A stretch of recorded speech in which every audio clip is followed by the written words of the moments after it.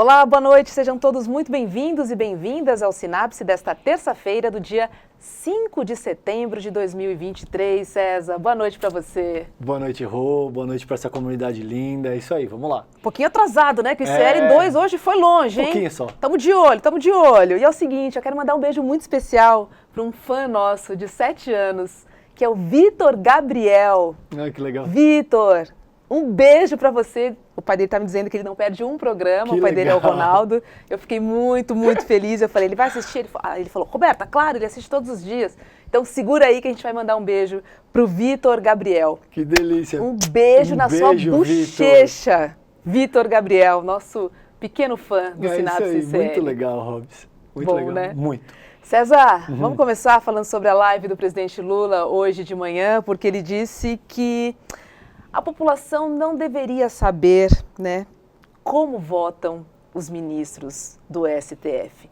Um tema polêmico que deu, posso dizer assim, não ia falar munição, mas eu não gosto de falar essa palavra, mas eu posso dizer que deu... Margem. Me ajuda? Margem?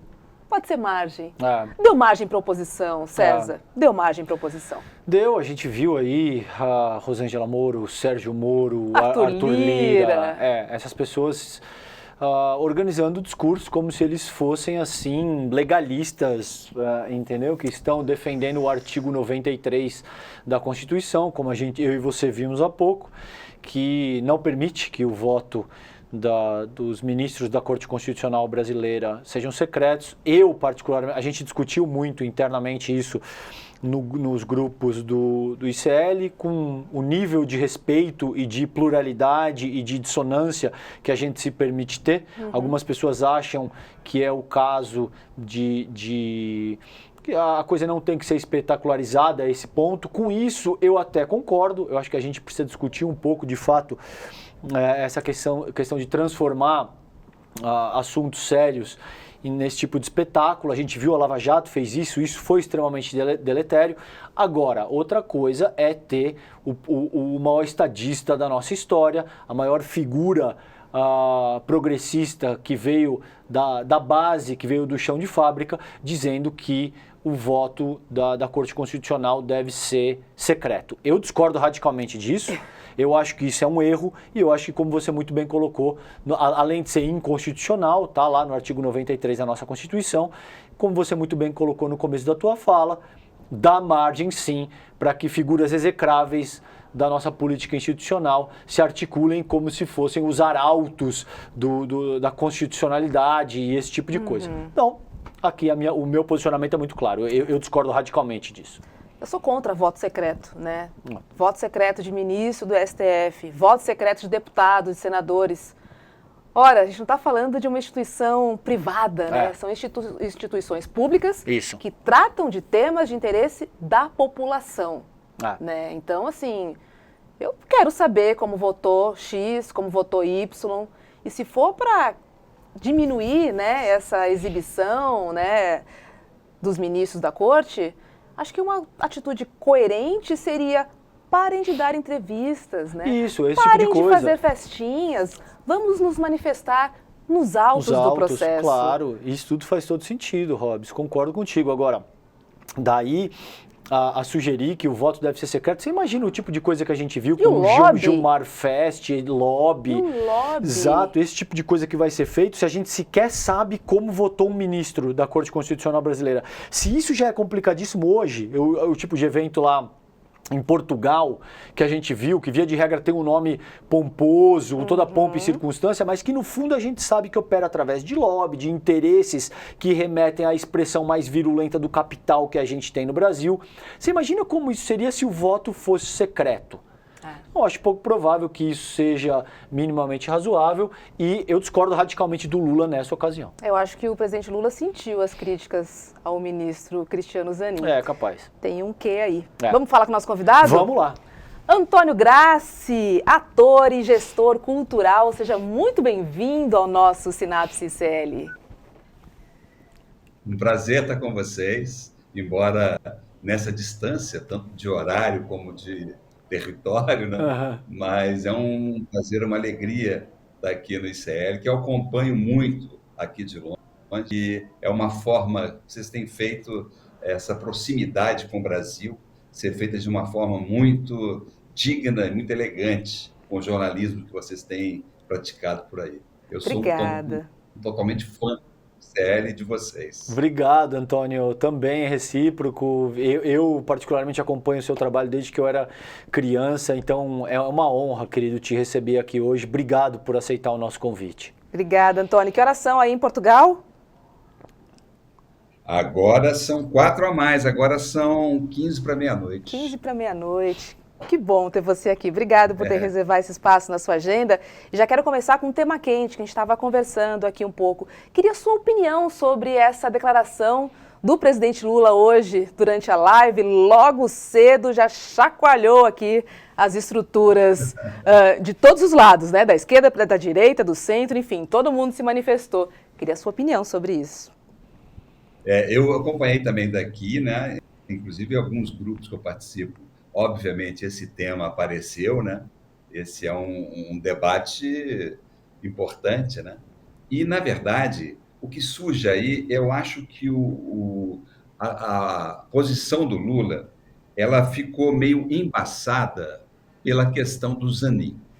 Porque eu acho que se não fosse esse efeito Zanin, se a gente pudesse enxergar na fala dele algo que nos permitisse uma discussão um pouco mais, digamos, isenta, né, dessa história, e vendo o voto secreto, eu também sou totalmente a favor. A transparência, para mim, é você estar acompanhando o voto dos ministros. Mas, no entanto, eu tinha acompanhado lá atrás, lá por volta, eu não me lembro se era no governo Dilma, um ministro da Suprema Corte alemã esteve em Brasília e ele se recusou a estar no Supremo no momento de uma daquelas sessões que estava sendo transmitida, porque ele era radicalmente contra a transmissão da Suprema Corte. E ele argumentava muito em torno disso. Eu lembro que, nessa época, muitas questões se levantaram sobre esse tema. Há um sociólogo, cientista social em São Paulo, não sei se da USP, ele havia uma matéria do Estadão, me parece, naquela época, onde ele colocava que a sessão do Supremo não deveria ser um reality show, em que os juízes se preocupavam muito mais em se exibir para a televisão do que na causa que ele estava julgando. Então, essas opiniões não mudam a minha vontade de que eu possa estar acompanhando e que eu possa ver a transparência com que isso... Mas, no entanto, é bom para esse debate a gente considerar o quanto que a transmissão transforma em espetáculo algo que não deveria ser. E eu acho que isso é uma questão importante. Eu vi vocês comentando que até a posição do Sérgio Moro, né, em relação a essa história, na verdade, o Sérgio Moro também se fez pela espetacularização da justiça brasileira. Exatamente. Ele acabou se transformando num personagem de um drama, né? De uma super-herói, né, Antônio? Super-herói, total. Exatamente. Super-herói, amigo do mito, e que, de repente, é aquilo que a gente vê. Então, eu acho que é uma discussão que a posição do Lula não fosse o Zanin. Eu acho que o Zanin causou mais esse dano aí. Porque se não fosse o Zanin, a gente estaria olhando a declaração do Lula de outra forma. Isso eu acho. Porque fica parecendo que ele tentou agora dizer, bom, já que aconteceu essa história toda com o Zanin, vamos então... não precisa ninguém ficar sabendo como é que os caras votaram, né? No entanto, eu acho que a discussão acabou saindo do trilho que ela deveria estar, né? Uhum. Boa. E, Antônio, a gente vem discutindo muito, querido, essa questão da importância de ter uma juíza negra na Corte Constitucional brasileira, considerando que isso seria capaz de, pelo menos, começar a endereçar a questão da pluralidade do nosso povo. A meu ver, seria importante também para o Lula, enquanto principal força, a força mais densa que a gente tem no campo progressista, ser o presidente que fez esse movimento, né, fez esse gesto e deu essa sinalização. Como é que você avalia isso? Queria te ouvir acerca desse tema. Eu não tenho a menor dúvida que esse encaminhamento em relação à presença de uma mulher negra no Supremo nesse momento é fundamental. Eu acho que é um absurdo a composição que nós temos hoje, e acho que o próprio Lula, quando ele fez aquela cena que o mundo inteiro acompanhou, que era muito simbólico, a sopa, com aqueles personagens todos que o cercavam, a gente tem a impressão que deve ser assim, aquela rampa com presença de indígenas, da diversidade, né, da pluralidade brasileira, ela deve estar em todas as instituições de governo. Então, eu acho que o que a gente espera do Lula é que ele seja coerente à subida da rampa. Devia estar em todas as molduras, em todos os gabinetes do governo brasileiro, como referência. Então, no que diz respeito agora à composição, é fundamental que a gente possa ter participação de uma mulher negra nesse momento, até porque não faz nenhum sentido sair a Rosa Weber e entrar um homem branco, mais uma vez, no lugar dela. E acho que a composição mesmo, se você olhar o cenário completo, ela está totalmente desequilibrada, né? Ela está tendo totalmente. Então, está na hora de ter uma correção disso. Se a gente discute essa composição até na Academia Brasileira de Letras, e ainda mais na Suprema Corte Brasileira, não tem o menor sentido. Inclusive, daqui a pouco, a gente tem que reivindicar a presença de indígenas na Suprema Corte Brasileira também, e acho que por aí vai. Nós temos que chegar no final do mandato do Lula com aquela galera da rampa sendo representada em todas as áreas do governo. Ótimo ponto. Graci, conta um pouquinho para a nossa audiência e para a gente também, qual é a sua formação política? Olha, na verdade, a minha formação política ela veio do teatro. Uhum. Eu comecei a fazer teatro em Minas Gerais numa época da ditadura militar no Brasil, onde o teatro a gente via como sendo, como dizia o Plínio Marcos na época, ele era uma tribuna livre para se debater os problemas do homem. Então a gente olhava muito o teatro como sendo essa trincheira, essa forma de luta mesmo, né? Que a gente vivia num movimento absolutamente cerceado, com censura, enfim. Eu tive peças de teatro censuradas, fui proibido pela censura. A Polícia Federal, na verdade, naquela época, nos proibiu de atuar, não era nem a peça, eram os artistas, né? Enfim, todo aquele movimento acabou me levando para o teatro, como sendo essa trincheira e paralelo à minha formação artística, através do teatro, eu também entrei para a faculdade na época das Ciências Sociais, né? E fiz Sociologia na FAFISH, na Faculdade de Filosofia e Ciências Humanas da UFMG, lá em Minas Gerais. Então, corria paralelo isso, né? Eu nunca consegui ser uma coisa só, assim, no sentido de estar apenas dedicada a uma tarefa específica. Eu sempre achei que o grande desafio da humanidade é você conseguir ampliar sua visão para todas as áreas, né? Tinha um grande amigo, o escritor Sérgio Santana, que dizia que todo profissional é um chato, que a gente deveria ser amador em tudo. Ou seja, nós deveríamos tentar entender um pouco de cada coisa. E eu sempre tive isso para mim e foi um grande desafio, né? Antônio, e tem essa questão aí que a gente gosta de desmistificar um pouco, utilizar o espaço aqui para fomentar pensamento crítico. E durante os anos do bolsonarismo, muito se falou a respeito da tal Lei Rouanet, né? Como se fosse falando que os artistas mamavam, que tinha essa questão da Rouanet, que as pessoas eram comunistas e que os artistas então defenderiam uma perspectiva mais progressista porque estariam lucrando através desse tipo de coisa. Explica pra gente como é que você vivenciou esse período, qual que é a importância da Rouanet no sentido de fomentar a cultura, porque acho que isso é importante para colocar as coisas em perspectiva de uma forma mais adequada, né? Considerando o nível de ignorância que foi disseminado no Brasil ao longo dos anos do bolsonarismo. A Lei Rouanet apanhou tanto, né? Pois é. Nossa!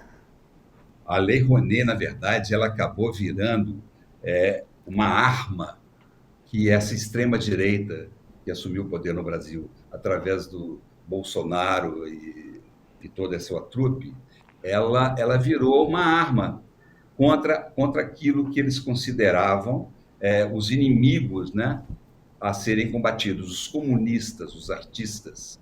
Então, esse discurso vem de muito antes até da campanha eleitoral, já vinha sendo construído, né, essa história dos mamadores da Lei Rouanet, e que eu acho que é ali que veio a grande fake news nessa história toda, né? Por quê? Primeiro, a Lei Rouanet, ela foi desenhada, ela foi vista e foi passada a ideia, eles tentaram insistir nisso, sendo uma benesse do governo para satisfazer os seus parceiros, ou seja, os artistas de esquerda, o governo Lula, o governo Dilma, contemplavam com recursos dessa chamada Lei Rouanet para que pudessem ganhar, né, a cumplicidade, enfim, ganhar o apoio desses artistas. O que é uma mentira, porque a Lei Rouanet nunca foi um dinheiro direto dado pelo governo. Na verdade, ela é um instrumento que foi criado no governo Collor. Então, a Lei Rouanet, ela nasceu através do Sérgio Paulo Rouanet, no governo Collor. E foi uma história que veio desde lá. Ela substituía a Lei Sarney na época. E o que ela é? O governo te autoriza a captar um recurso junto ao empresariado, que uma vez patrocinando aquele trabalho que o proponente leva para ele tem um abatimento no imposto de renda. É uma lei, inclusive, muito moderna, que não quer dizer que não precisa ser aperfeiçoada.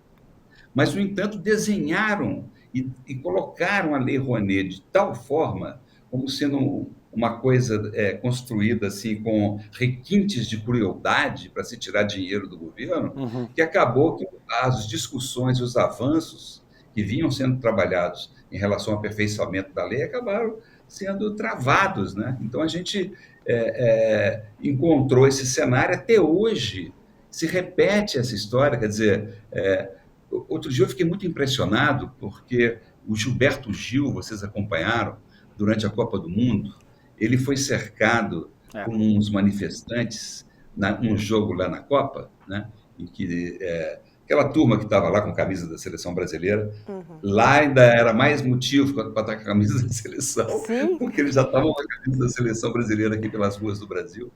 E que, aliás, é uma coisa muito louca, eu não quero desviar do assunto, mas essa história do símbolo nacional, né, que se apropriaram dessa bandeira, da camisa.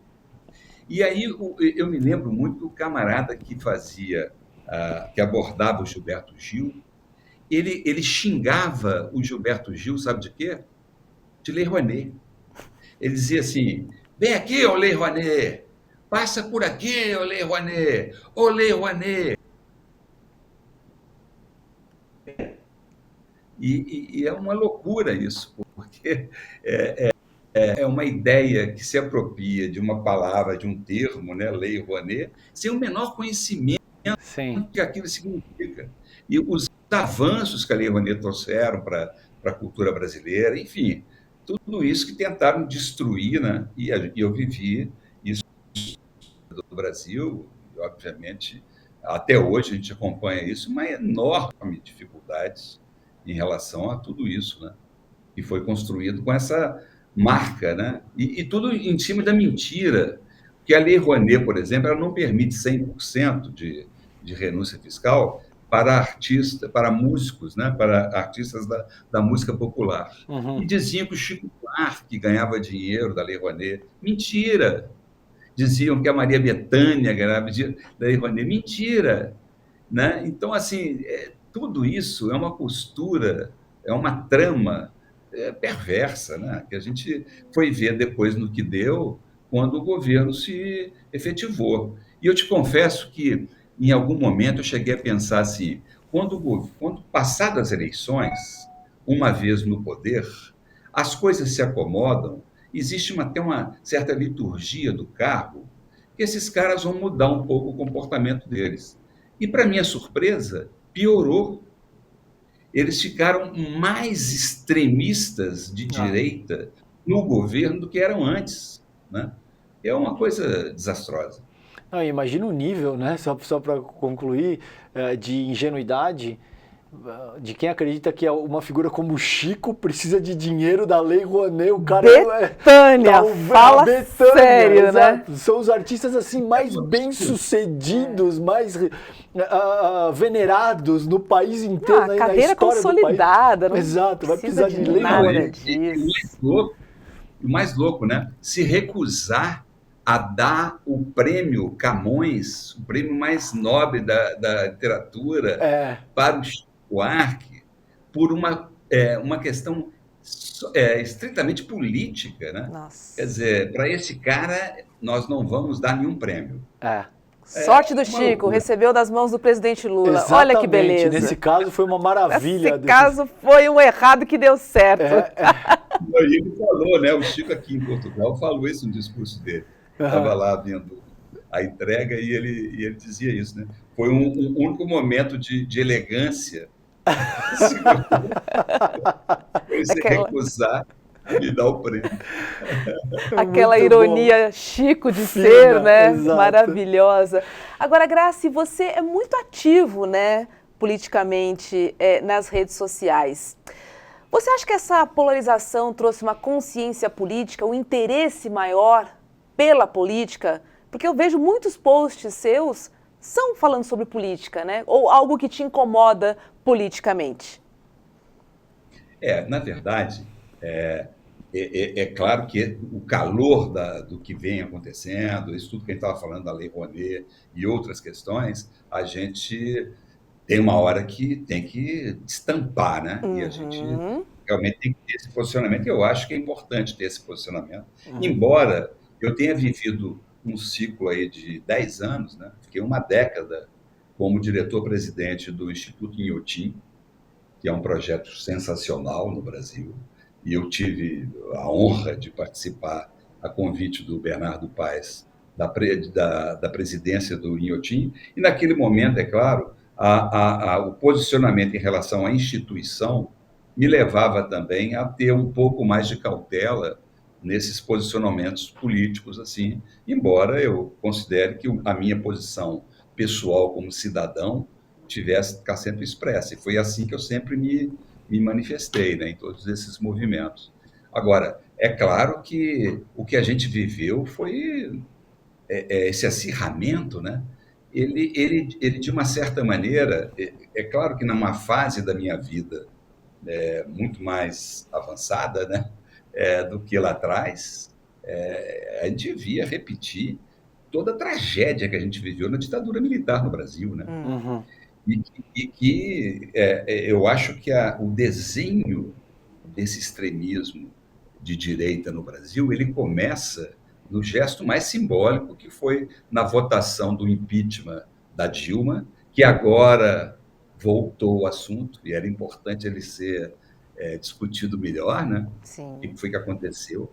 Mas aquele voto daquele cidadão citando um torturador, aquele é um momento, aquele é um marco na história do Brasil. A partir dali, você fala assim, olha, tudo é possível para essa extrema-direita, até uma senhora deputada sacar uma arma e ir atrás de um cidadão na rua, com uma arma em punho, mandando ele deitar no chão. É uma coisa assim onde é que a gente chegou, né? O esgarçamento do nosso tecido social. Antônio, eu quero te fazer uma pergunta que uma vez me fizeram, que é o seguinte, um amigo meu que ele é direita liberal, eu diria assim, ele não é bolsonarista, não é direita neofascista não, mas ele me perguntou assim uma vez. Ele falou, César, você concorda que a grande maioria dos acadêmicos e dos universitários e tal é formada por pessoas de esquerda? Falei, concordo. Ele me disse, por quê? Eu falei, porque as pessoas, geralmente, elas estudam, então elas tendem a se inclinar ao progressismo, elas vão, não necessariamente, a gente sabe que não é o caso, mas deve ser aí uma proporção de pelo menos 70-30. Eu chutei assim, grosso modo. Considerando a classe artística, a minha pergunta é, se você acha que se aplica, a classe artística, a sua maioria é formada por pessoas que se identificam no campo progressista, considerando a forma como se orientam no espectro político ideológico, se você acha que esse é o caso, e por que, se você achar que esse é o caso, que isso de fato acontece?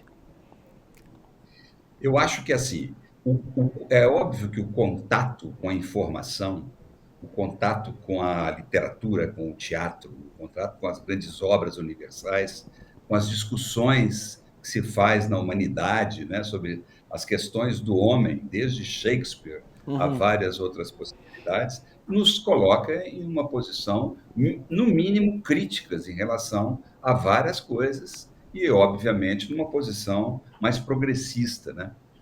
Não é à toa que eu acho que nos choca muito mais quando a gente vê um artista de direita, nos choca muito mais, porque parece que aquilo ali não está natural, aquilo ali tem alguma coisa errada. Como é que pode uma pessoa que tem acesso a tanta informação, que tem possibilidade de discutir minimamente tanta coisa, ela se agarra a uma ideia que é totalmente ao contrário de uma posição mais progressista e de enxergar a humanidade de uma maneira mais solidária, né? Sim. Então, é difícil você ver um artista com uma outra posição e achar que aquilo está tranquilo, né? Nós vivíamos uma época no Brasil onde existia a polaridade entre PT e PSDB, em que as discussões, muitas vezes, elas eram extremadas, mas elas tinham um grau mínimo de civilidade, de debate político, de você saber até onde as coisas estão indo, né? E que você podia discordar, mas você podia admitir que o outro lado tinha questões ali que deviam ser avaliadas. Nesse extremismo todo, a gente vê que não. E o que eu acho mais complexo nisso é que é um erro quando tentam colocar que a extrema-esquerda e a extrema-direita se juntam, se parecem. Não parece nada. Nada se parece à extrema-direita. Nós não podemos aceitar essa comparação, entende? É o mesmo que dizer que quando a gente faz uma crítica a alguma ação do presidente Lula, como acabamos de fazer aí, você acabou de comentar a questão da posição dele, seria se isso te transformaria num cara de direita que está contra o governo do PT. De maneira alguma. Acho que até pelo contrário, né? É saudável que a gente possa ter esse mínimo de debate razoável e tudo isso. E acho, então, respondendo a sua pergunta, eu acho que a gente estranha muito mais quando um artista se desenha como sendo um cara de direita, assim como é estranho a gente admitir que alguém da área acadêmica, né, possa se apresentar também como sendo de extrema-direita, né, com o Olavo de Carvalho.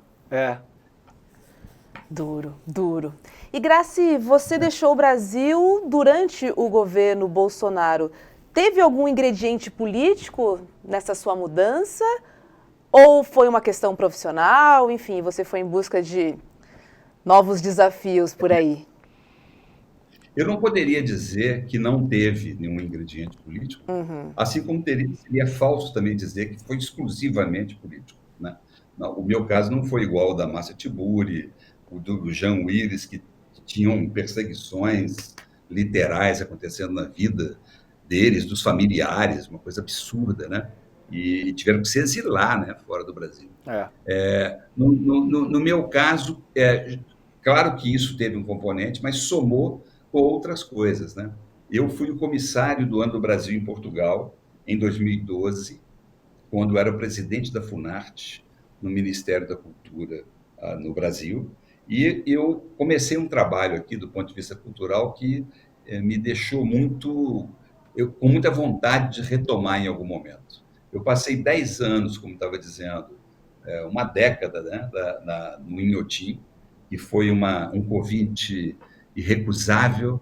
O Inhotim, para mim, é o lugar, é tudo que eu queria um dia poder estar efetivamente me dedicando e trabalhando, se traduz no Inhotim, né? E eu tive essa oportunidade. Então, abracei a história do Inhotim, tivemos momentos muito difíceis, passamos por várias questões, barragem lá de Córrego do Feijão, passamos por febre amarela, enfrentamos a pandemia, enfim. Mas, mesmo assim, eu tinha, depois dessa trajetória toda, o desejo também de retomar algumas questões culturais que eu vim fazer aqui em Portugal, né? Essa oportunidade, eu me associei aqui a uma livraria chamada Ler Devagar, num lugar incrível aqui em Lisboa. Nós criamos um espaço cultural chamado Espaço Talantes, que não é só uma galeria, a gente faz exposições, encontros, leituras, saraus, tertúlias, enfim. Me dediquei esses 2 anos a esse trabalho e fiquei muito feliz. Tivemos um processo incrível até agora de realização nesse lugar. E assim foi. Então, foi uma soma de fatores, uma necessidade também de estar um pouco arejando um pouco a cabeça, olhando um pouco de fora essa questão, né? Agora eu voltei para o Brasil há pouco tempo para fazer uma série e confesso que me balançou muito. Primeiro, ver o Brasil vivendo um outro astral, né? Diferente daquele momento que eu saí daqui.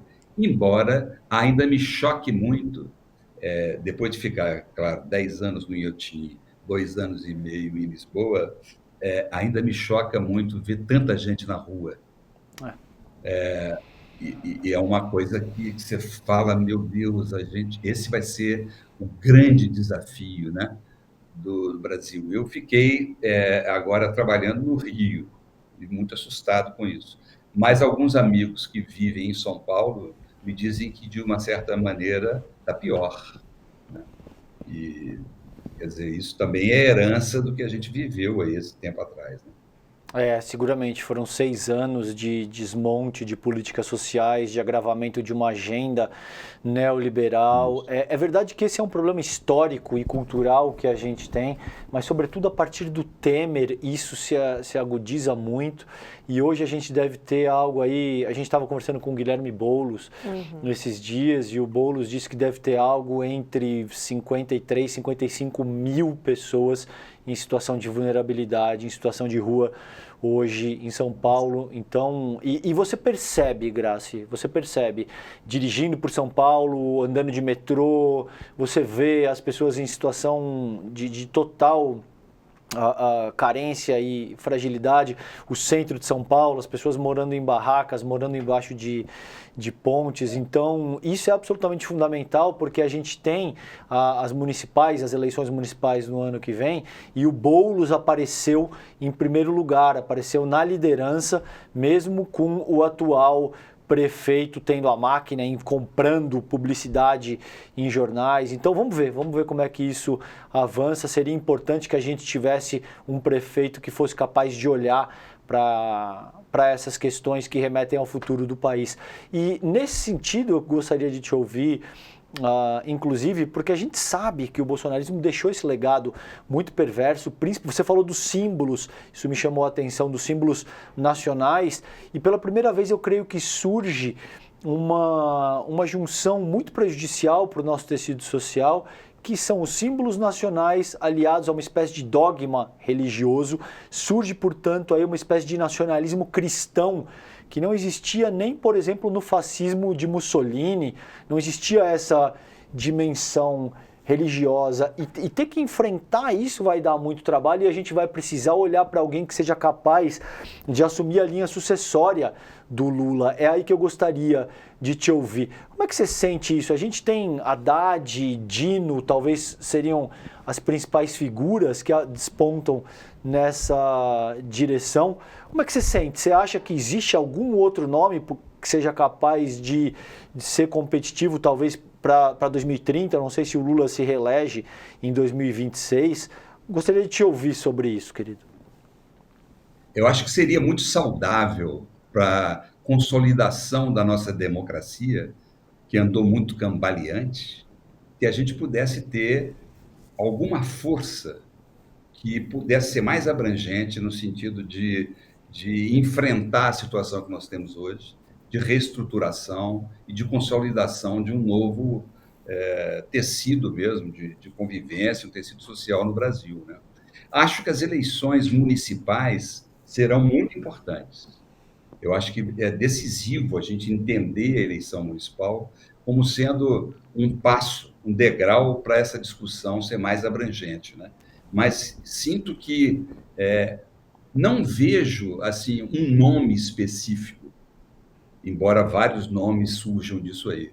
Mas eu acho que essa composição que consiga atrair e tirar um pouco dessa extrema-direita que o Brasil foi levado, né?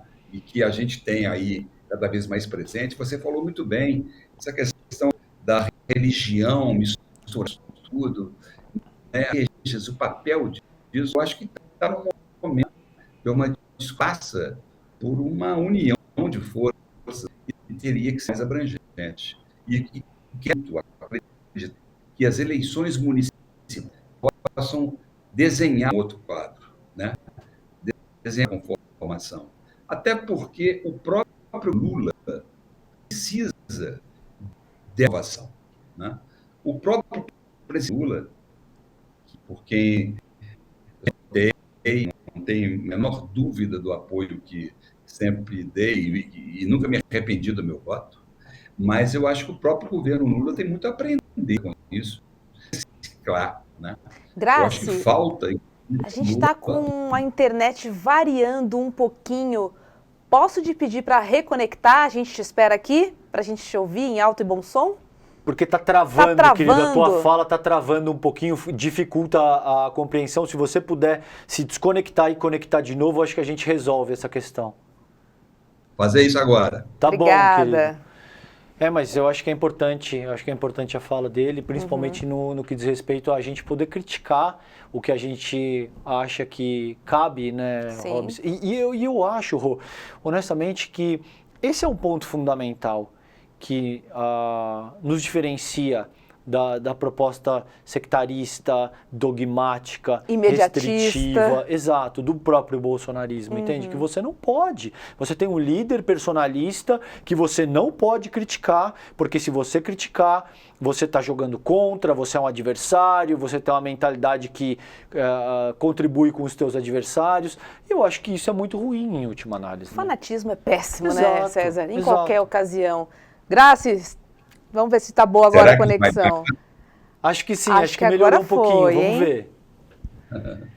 Você pode recapitular, querido, o que você estava falando? Desculpa, a internet ficou ruim.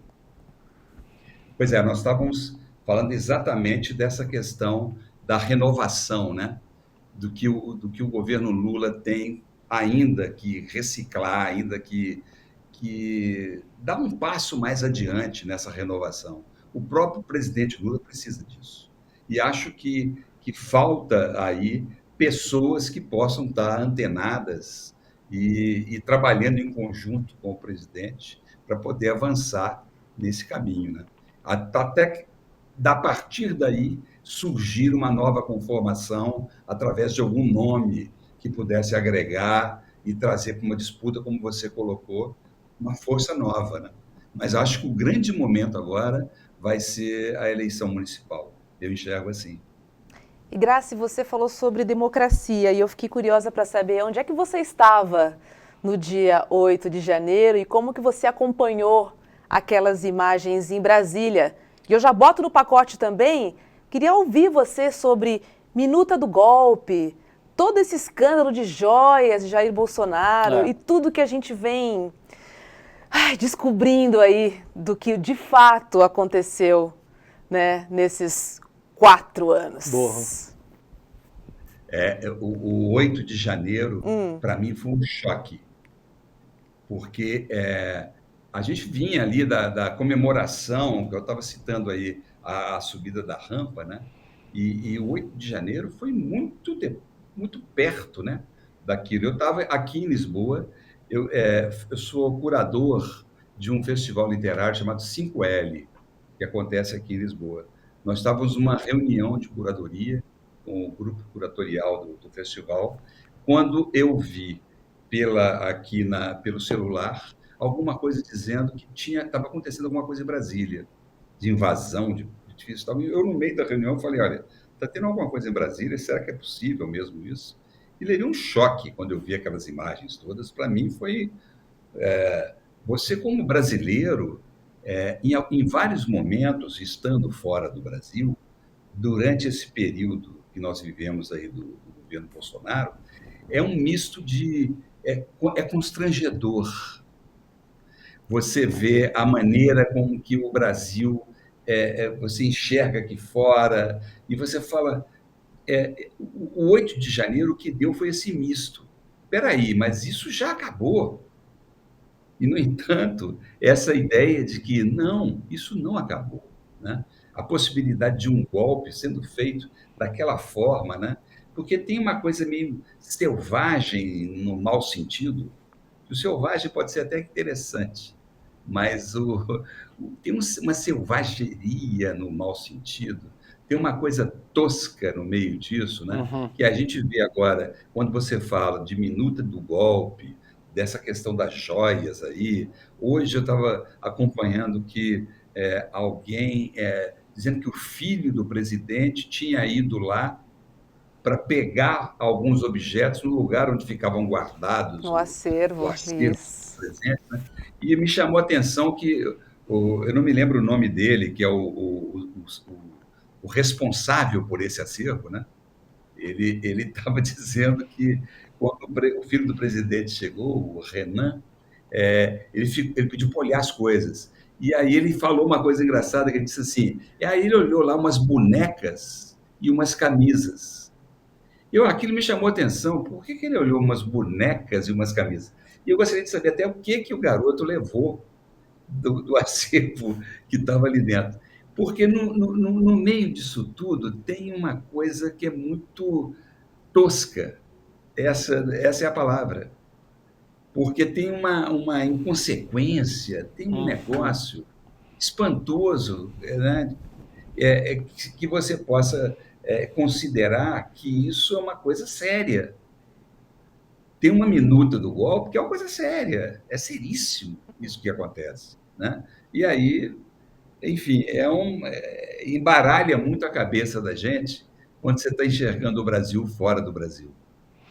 E eu queria ouvir, aproveitando sobre o teu ensejo, duas coisas que eu ouvi essa semana, que a xenofobia está muito forte em Portugal, então eu queria te ouvir a respeito disso, como é que é o tratamento a brasileiros aí.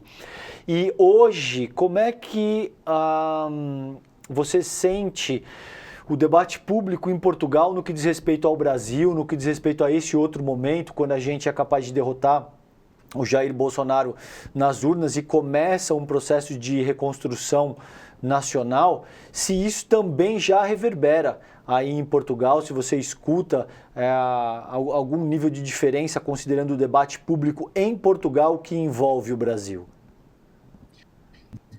Aqui o que aconteceu foi que o presidente, quando foi eleito, ainda antes da posse, ele veio a Portugal. Ele fez um gesto em relação a Portugal, que eu não sei se vocês se lembram, atrás, que era até muito recente, o presidente Marcelo, de Portugal, ele foi para o Brasil, ele foi destratado no Brasil, ele viveu cenas absurdas na visita que teve aí ao lado do presidente Bolsonaro. Ele era uma coisa assim que, para a gente enxergava daqui, essa coisa assim da vergonha que te dá, né? De você, daquele cidadão, um cara, o presidente de um país, ser tratado da maneira que estava sendo. E a eleição do Lula foi recebida como sendo um novo momento. Resgatamos a possibilidade de uma conversa com o Brasil. Uhum. Até porque aqui o formato do governo, que é o presidente e o primeiro-ministro, tem uma composição, porque o presidente é de um partido meio PSDB, é um presidente de centro, com o Partido Socialista como primeiro-ministro. E existe o debate político, é muito interessante. Ele passa por muitas questões que estão num nível de debate muito interessante. E o Brasil chegar naquele momento aqui foi muito importante, porque nas eleições últimas, a direita portuguesa, que é um partido chamado Chega, eles chegaram a tentar fazer um encontro internacional de direita em Portugal, em que o presidente Bolsonaro era um dos convidados. Isso não aconteceu, porque na época, às vésperas desse encontro, o passaporte do Bolsonaro foi recolhido. Acho que perdemos, Acho César. que a gente teve um problema de conexão com ele aqui. Perdeu? A gente tá... Acho que a tela caiu, a gente continua te ouvindo. Você nos escuta, Graça? A gente perdeu a tua imagem aqui. Eu estou vendo e ouvindo vocês. O que será que aconteceu? Mistério. A nossa produção está tentando resolver aqui, mas acho que a gente pode continuar te escutando, se você nos escuta, Graça. Não, aí o que aconteceu foi que nesse processo da presença do Brasil pós-eleição, aqui em Portugal, a gente viu ser reativado esse laço, né, concreto de relação internacional do Brasil. Foi um outro momento. A presença internacional do Brasil, enfim, se deu no nível que deveria ser, com a importância que né? E acho que isso foi um grande acerto do presidente Lula começar, inclusive, por Portugal, tanto depois que foi eleito, como logo depois da primeira viagem oficial, ele passar por Portugal. E nesse sentido, a gente acompanha a trajetória da presença internacional do Brasil, obviamente, num outro patamar. Né? Mudou tudo. Ô, Graça, e só para complementar, essa questão da xenofobia ainda é muito forte aí em Portugal. Como é que você vê isso acontecendo? Olha, eu ouço falar muito. Para te dizer sinceramente, eu estou até num ponto de vista privilegiado. A minha posição é distinta de outras pessoas que falam muito disso. Comigo nunca aconteceu, mas por causa desse privilégio mesmo, de ter sido comissário do Ano do Brasil aqui, tem, obviamente, um reconhecimento da televisão aqui em Portugal, que é grande, né? Que as pessoas têm muito carinho, muita atenção com isso. Então, isso me coloca num ponto de privilégio que eu reconheço, me dificulta enxergar onde isso verdadeiramente acontece. Eu já ouvi falar, mas nunca vi, mesmo no convívio de pessoas mais próximas, onde é que isso realmente se efetiva. É claro que tem um humor que é diferente do nosso, né? Tem um trato que é diferente do nosso, tem uma burocracia que eu acho que foi daí que nós herdamos o que nós temos de mais burocrático no Estado brasileiro. Nós herdamos aqui dos portugueses. Mas, em compensação, tem coisas que a gente inveja muito, né? No sentido da segurança, do atendimento de saúde, né? Enfim, todos esses aspectos que a gente está sempre lutando para tentar chegar, eu acho que eles já conquistaram, né? Por aqui. Mas quanto à xenofobia, eu ouço muito dizer. E, aliás, essa semana mesmo eu vi um comentário sobre isso, mas eu não tive nenhuma experiência próxima em relação a isso. Tá. E, Graça, a gente já vai se encaminhando para o finalzinho da nossa entrevista. Eu queria saber onde é que a gente te vê nas telas, vem projeto novo por aí. A gente recebeu o Zé de Abreu aqui no ICL e parece que vocês estão tocando um projeto juntos em Cuba, certo? La Habana?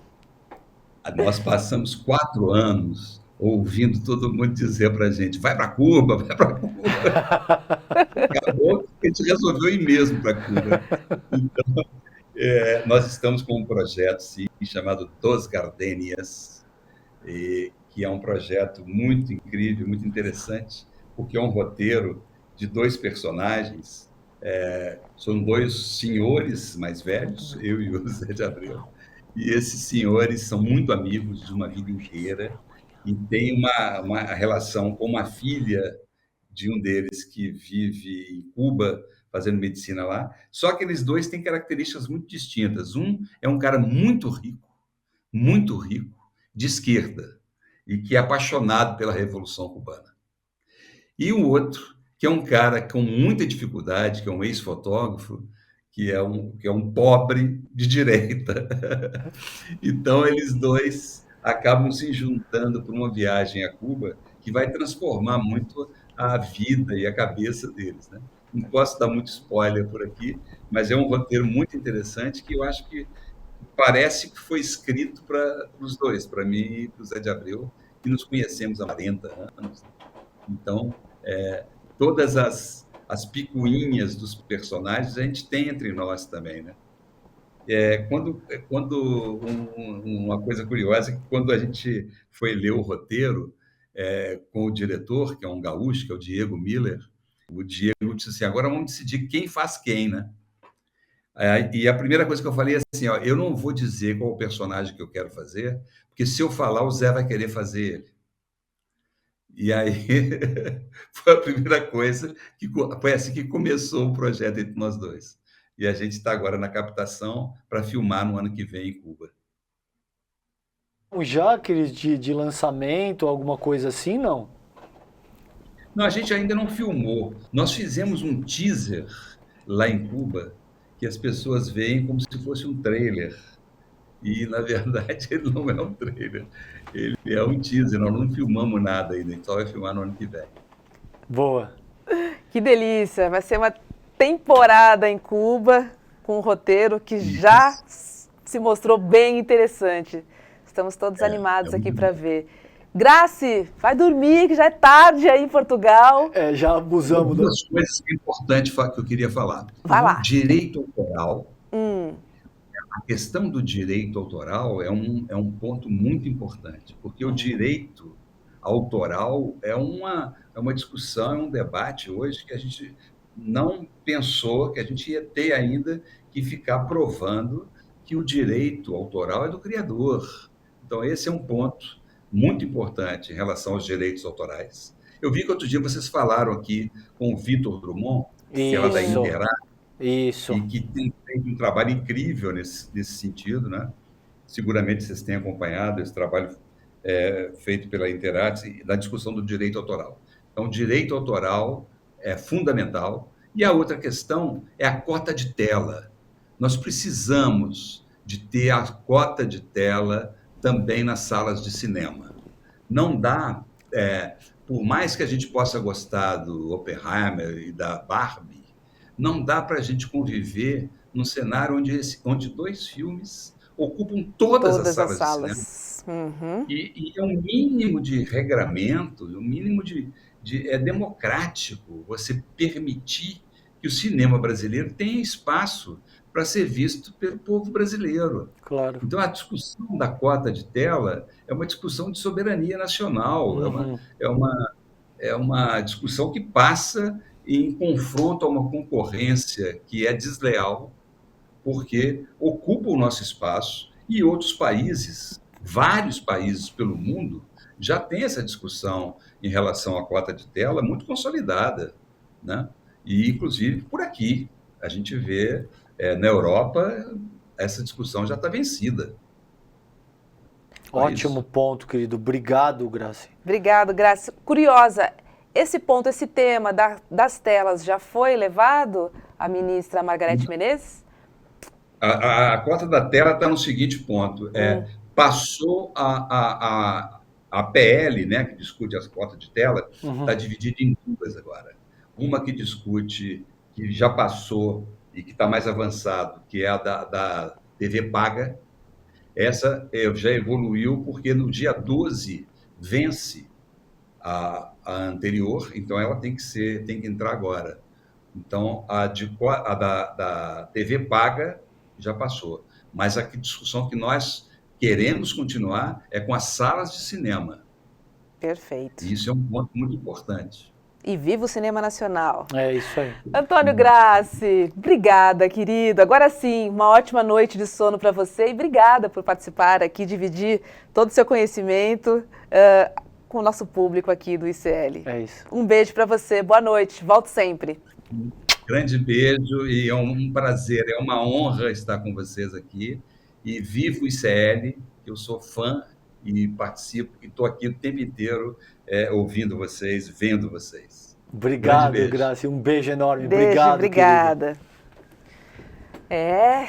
Audiência boa, muito né? Do muito Sinapse, qualificadíssima. E olha só, vocês sabem que o ICL é um veículo 100% independente, que não tem monetização, não tem patrocínio. Por isso, a sua ajuda é muito importante, porque você faz parte do ICL. Você ajuda o ICL e você constrói o ICL junto com a gente, né, César? É absolutamente fundamental, é por isso que a gente tem esse nível de independência editorial, é porque a gente não depende de verba de qualquer natureza, e a gente nem monetiza o conteúdo no YouTube. O Edu Moreira é muito enfático quando ele diz... ele fala a respeito da importância desse tipo de autonomia que a gente tenha, e isso é algo absolutamente disruptivo e inovador e nos permite atuar de uma maneira radicalmente distinta do que basicamente todo mundo faz. Então é importante, além do que você vai acessar o conteúdo... Mais de 200 cursos para a família toda. Uma pessoa que assina o ICL consegue liberar para todo mundo que está em casa. Né? E por um preço, como diz o Edu, que é de uma refeição. Né? Um lanche, um almoço. Pois é, vale muito a pena, gente. Tem cursos muito, muito incríveis, com professores renomados, né? Pessoas que vão... enfim, te surpreender. Se você não conhece, faça parte. E aí, essa semana, na Semana da Independência, a gente está com uma promoção, super bônus para você, né, que se inscrever. Olha só, você vai levar uma placa de membro de honra do ICL. Temos a placa aí, César? Eu vou falando, você vai mostrando, tá? Aqui, ó, que coisinha linda, olha. Olha que bacana essa placa de membro do ICL para você colocar aí na sua sala. Porque a gente se sente muito orgulhoso de trabalhar aqui, né? E você que é membro também deve se sentir muito orgulhoso de fazer parte dessa revolução. Então a gente tem a plaquinha e a gente também tem livros. Vamos começar com qual livro? Dois craques. Vamos lá. O do Gessé, que é A Elite do Atraso. Isso aqui é leitura obrigatória, gente. Tem que ler, Hobbes. Para compreender o Brasil contemporâneo, tem que ler Gessé Souza, A Elite do Atraso. E outro craque, autor best-seller, esse do Edu, O que os donos do poder não querem que você saiba. Então, Boa. Esses dois livros e a plaquinha que eu acabei de mostrar. Agora, atenção que esses bônus só valem até sexta-feira. Então, não perde tempo, acesse icl.com.br e faça parte dessa revolução junto com a gente e esse grande time do ICL, né? É isso aí. Tem Chico Pinheiro, tem Eduardo Moreira, tem William De Luca, tem Cristina Serra, tem a Musa Elovilela. Olha, tem gente bacana e gente que se sente muito orgulhosa, né? De estar aqui fazendo esse jornalismo sério, comprometido, investigativo, que traz, né, dá luz a muita coisa que acontece no Brasil e você, nem ficou sabendo. Então, esse é o nosso papel aqui do ICL. Exatamente, é isso aí, Rô. Recado dado. Amanhã, então, a programação do ICL começa às 7 da manhã com o Leandro Demore, das 7 às 8 da manhã. Leandro Demore já apareceu na nossa tela, ainda não apareceu no nosso programa, mas olha só, Demore. Estamos te esperando. Estamos te esperando aqui. E logo depois do Desperta, tem ICL Notícias, primeira edição, com Vivian Mesquita, Eduardo Moreira e também William De Luca. Agora é o seguinte, amanhã tem Sinapse às 7h30 da noite, mas você não vai estar aqui. Eu vou perder o de amanhã, eu vou estar na Bienal do Rio de Janeiro, gente. Eu tenho um debate com o Gessé Souza às 18 horas na Bienal ali do Rio, alegria imensa poder discutir. Eu respeito demais o Gessé, é um dos grandes sociólogos que a gente tem. Para entender o Brasil contemporâneo, como eu disse, precisa necessariamente entender o pensamento social do Gessé. E eu tive a honra de receber esse convite da editora do Grupo Record, que editou Esfarrapados, que é o meu último livro, e editou também o último livro do Gessé, que fala a respeito da formação social da subcidadania. Então, uma alegria imensa. Amanhã, dia 6, 18 horas, tem esse debate que eu vou fazer lá com o Gessé Souza na Bienal do Rio de Janeiro. Bacana. Amanhã nosso convidado, já vou dar spoiler, é André Abujanra, músico responsável por todas as trilhas sonoras incríveis aqui do ICL. Você não vai estar aqui, mas é por uma boa causa. Isso. E para você, amanhã, 7h30, a gente tem um encontro marcado ao vivo aqui. Quero ver todo mundo no chat amanhã, quando a gente começar o programa, dando high five pro Abu, que vai estar aqui com a gente. Boa. Beijo. Valeu, gente. Sucesso no evento e até amanhã. Boa noite. Tchau, tchau. Fiquem bem. Confira a programação desta quarta-feira do Instituto Conhecimento Liberta. 7h, Desperta ICL. 8h, ICL Notícias, primeira edição. 10h30, Em Detalhes. 11h, ICL Mercado e Investimentos. E Dr. Gabriel Peters, Pierre Bourdieu, Introdução a uma Sociologia Crítica. 13h, Alemão, Módulo 2, Nível A1, com Júlia Barreiro. 15h, Mulheres Revolucionárias, com Samantha Lodge. E Provocação Histórica, com Lindener Pareto. Às 5h, Inteligência Artificial. Temas e Práticas, com Nelson Aguiar. Às 6h, ICL Notícias, segunda edição. Às 7h, Direitos Autorais. Crítica e Arte, com Victor Gameiro Drummond. E às 7h30, Sinapse ICL. Para saber mais, acesse icl.com.br.